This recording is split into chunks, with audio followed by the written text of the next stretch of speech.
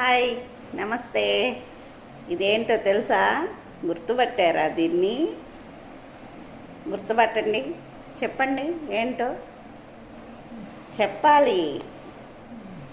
గుర్తుపట్టారా లేదా? మనం చిన్నప్పుడు తినేవాళ్ళమి. ఏంటో చెప్పుకోండి, ఏంటో చెప్పండి.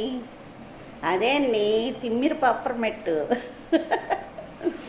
ఇది బాగుండేది కదండి. ఎవరైనా ఈ కొనుక్కొని అది పనిగా తినేవాళ్ళని కదా. అది చూడంగానే మా ఫ్రెండ్ తెచ్చింది.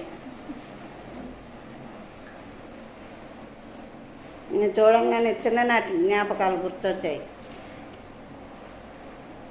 బా, నోట్లో వేసుకోగానే చిన్నప్పుడు తిన్న ఫీలింగ్ కలుగుతుంది నాకు. థ్యాంక్స్ అబ్బా, చిన్నప్పుడు జ్ఞాపకాలు గుర్తు చేసినందుకు.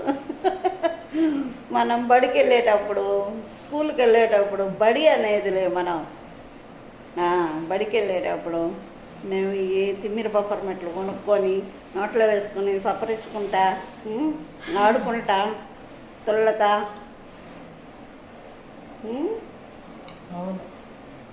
మీరేమో కానీ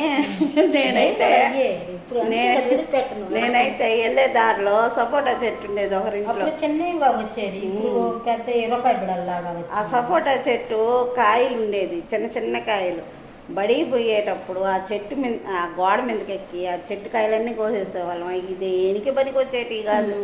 చిన్న పిందెలు పాలు గారుతూ ఉండేది, తినడానికి పనికి వచ్చేది కాదు. మొత్తం కోసి కింద పడేసి వచ్చేవాళ్ళం చిన్నప్పుడు. చిలిపి చేష్టలు అయ్యే. ఓకే.